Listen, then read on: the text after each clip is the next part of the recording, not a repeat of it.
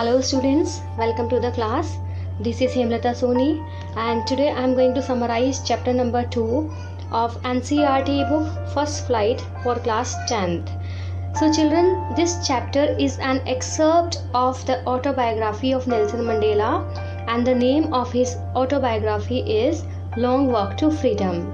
So in this chapter we'll read a part of his autobiography, and the part that is mentioned in your syllabus is of the day when Nelson Mandela was sworn as President of South Africa, and the day was 10th of May 1994.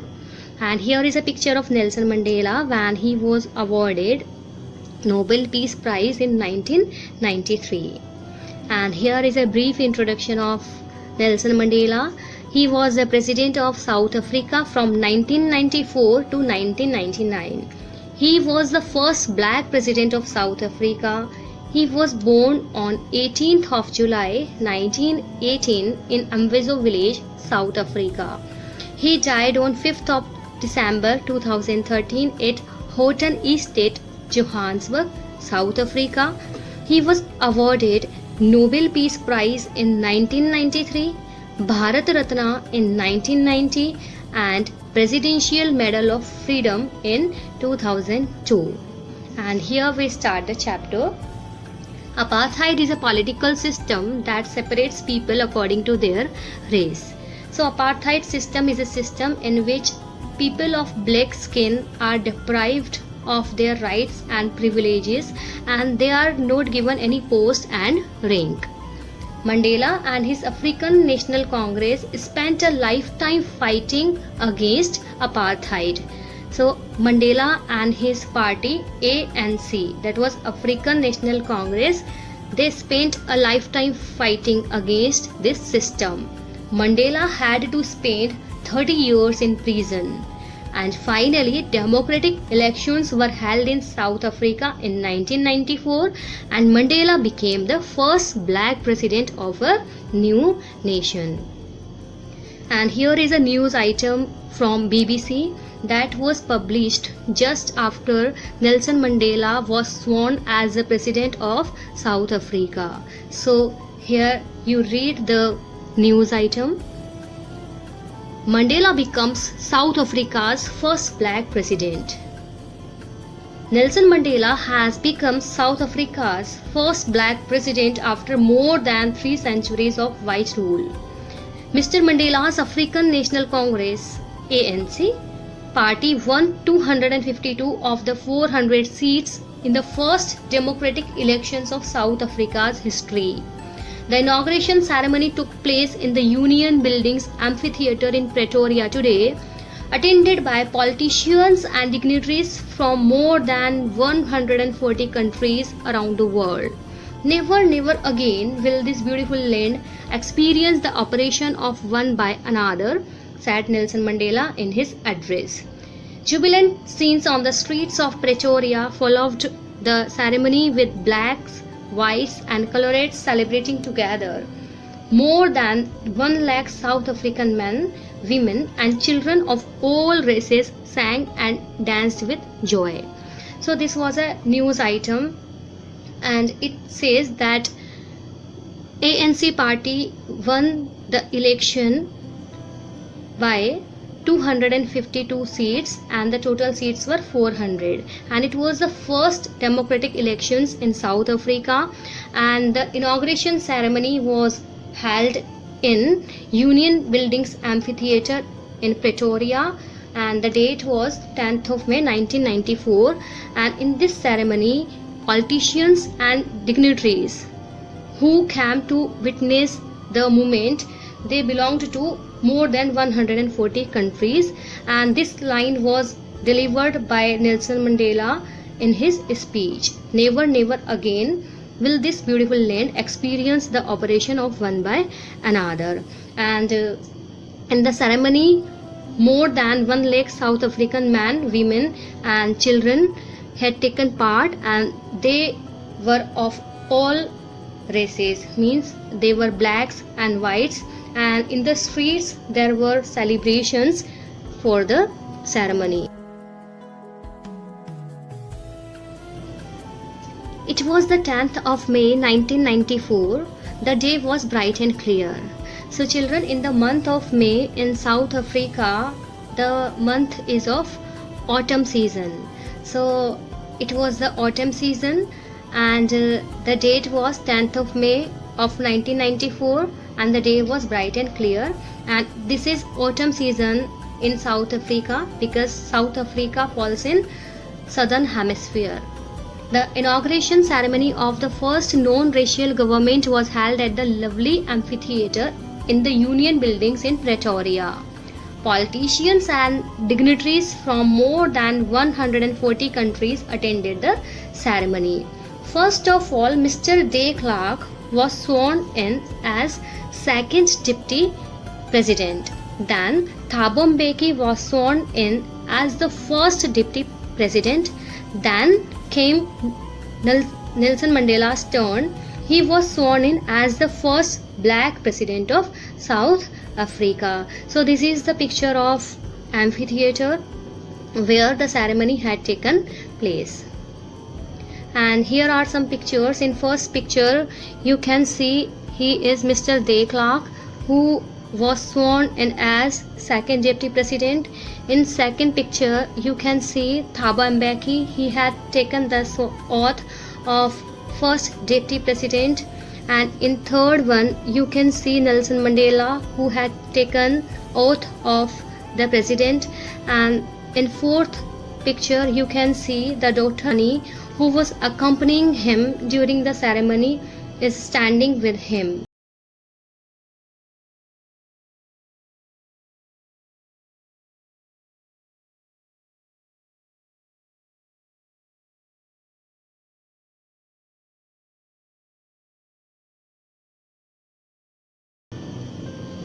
And here is a speech of Nelson Mandela. Today all of us do, by our presence here, confer glory and hope to newborn liberty. Out of the experience of an extraordinary human disaster that lasted too long, must be born a society of which all humanity will be proud. So in the speech Nelson Mandela has used we and us word because he is speaking on the behalf of the country of the South Africa, and he has not used I word. So he says that the people of South Africa should give respect and hope to this newborn liberty or freedom. This liberty is newborn because it was awaited for a long time, and the time was of 3 centuries. And further he says that the land and people of South Africa have experienced an extraordinary human disaster. That's why now he desires for a society which will be full of peace and brotherhood, on which all humanity will feel proud. We who were outlaws not so long ago have today been given the rare privilege to be host to the nations of the world on our own soil. And he says that the people who were of black skin, they were not given such privileges to host, but now this is over, and on their own soil, on his own land, he is hosting the ceremony, and the days are gone when they were restricted. We thank all of our distinguished international guests for having come to take position with the people of our country of what is after all a common victory for justice, for peace, for human dignity. Now he is thanking the international guests who have come from more than 140 countries, and he says that he is thankful to them because they have come to witness the movement, and it is the victory of justice, peace and human dignity. We have at last achieved our political emancipation. So he said that previously they were restricted and they were not a part of politics, but now it is over and they have achieved their rights. We pledge ourselves to liberate all our people from the continuing bondage of poverty, deprivation, suffering, gender and discrimination. So he says that there will be freedom to one and all in his country now, and there will be no discrimination, and there will be no evil powers like poverty, deprivation, suffering and gender bias. Never, never, and never again shall it be that this beautiful land will again experience the operation of one by another. And he says that now this would never happen again what has happened in last centuries, and everyone will enjoy the freedom and liberty, and no one will oppress or suppress the other people. The sun shall never set on so glorious a human achievement. So he says that the sun that has arisen today and it has removed apartheid from South Africa, it will always rise and it will never set, and it will be a human achievement. Let freedom reign. God bless Africa. And he says that now onwards no government will rule the country. It will be the freedom, it will be the liberty that will rule the country, that will rule the nation through the government. And as he finished his speech, there was a spectacular display of jets in the sky. There was an air show. South African jets and helicopters roared in perfect formation over them in the sky, and everyone was looking at the sky because there was a beautiful show in the air. It was also a demonstration of the military's loyalty to democracy and to the new government. Then two national anthems were played. Whites were singing Kosi Sikelel Africa and blacks were singing Die Stem. That was the old anthem of the Republic. So these two national anthems were sang on that day. And after the end of apartheid in the early 1990s, Die Stem was retained as a co-national anthem along with Kosi Sikelel Africa from 1994 to 1997. So children, Die Stem is a former national anthem of South Africa, and from 1994 to 1997 both the national anthems were sung, but soon in 1997 a new hybrid song incorporated with the elements of both songs, and it was adopted as the country's new national anthem, which is still in use today. So at the present time the national anthem of South Africa is Kosi Sikelel, and it is combination of two songs, that is Die Stem, that was the former national anthem, and Kosi Sikelel. So at present the national anthem of South Africa is Kosi Sikelel, that is a hybrid song using the elements of both the songs. Here is an air show by helicopters and jets, and the colors of South African flag were shown in the sky.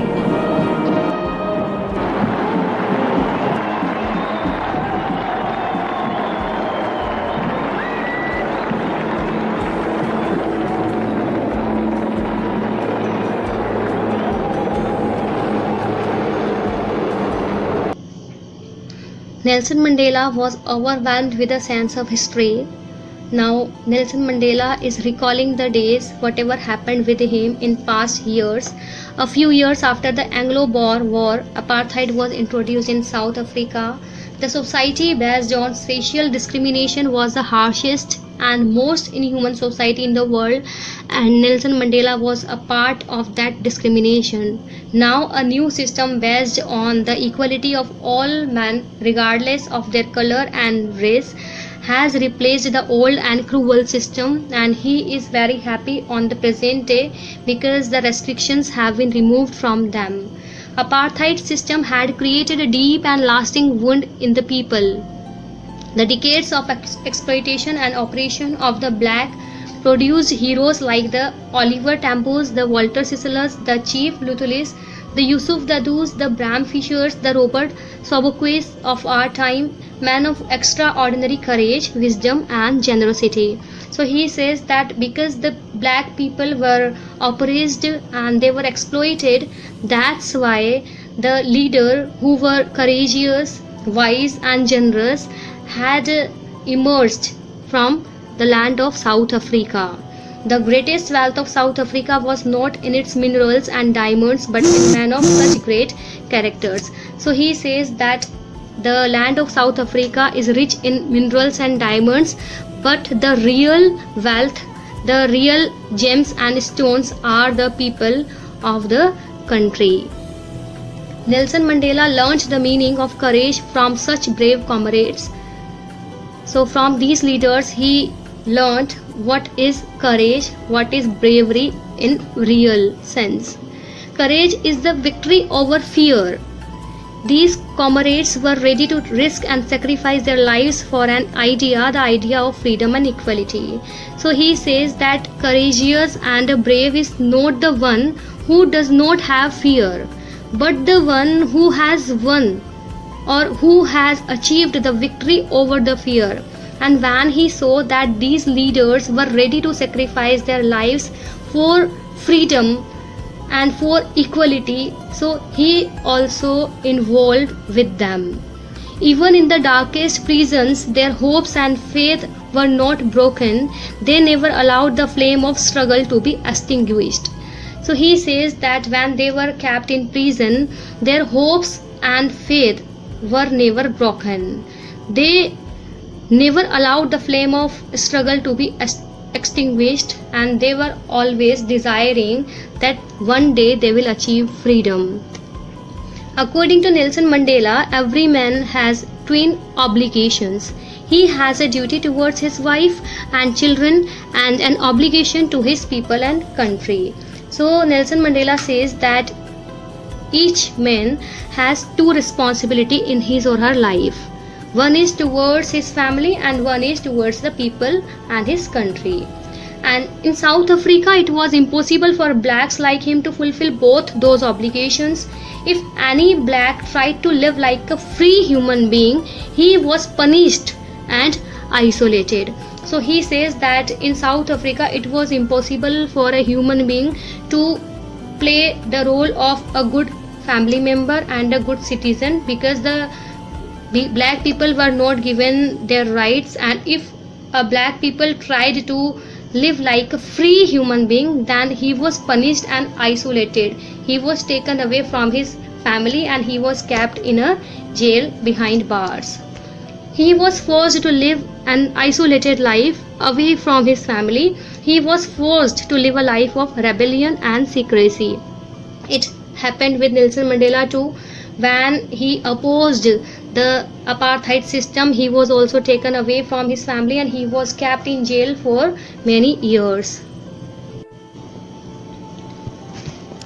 Mandela realized that not only he but his brothers and sisters were also deprived of freedom. That's why he joined the African National Congress. So Nelson Mandela says that until he was deprived of his freedom, he didn't take part in the struggle, but when he found that his brothers, sisters and family members were not given their rights, then he made his mind to join the party ANC. It was his desire for the freedom of his people and their self-respect that totally transformed him from a weak young man to a bold one. So he says that once he used to be a weak young man, but the circumstances and the situation in his country due to apartheid changed him, and now he has turned himself into a bold one, and he is ready to take any risk in his life, and even he can sacrifice his life for the freedom. A law-abiding lawyer was forced to become an outlaw. He realized that freedom is indivisible. So he says that once he was following the laws and the rules, but now he can break the laws and the rules to achieve the freedom.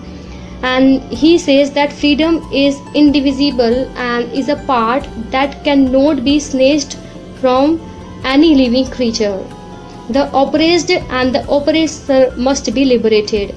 So he says that the ruler and the one who is being ruled, both should be liberated. If one is taking the other's freedom, then it is not a liberty or the freedom.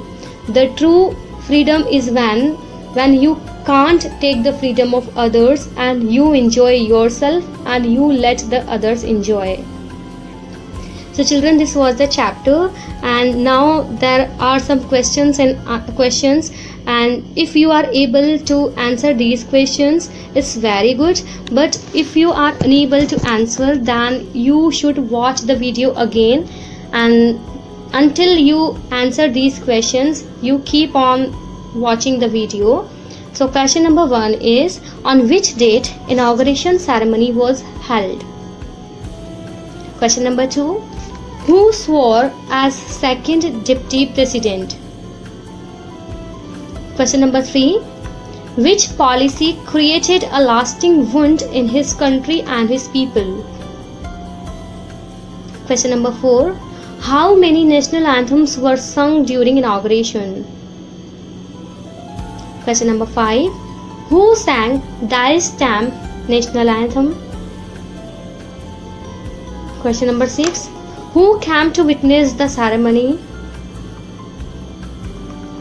Question number 7, where was the ceremony held?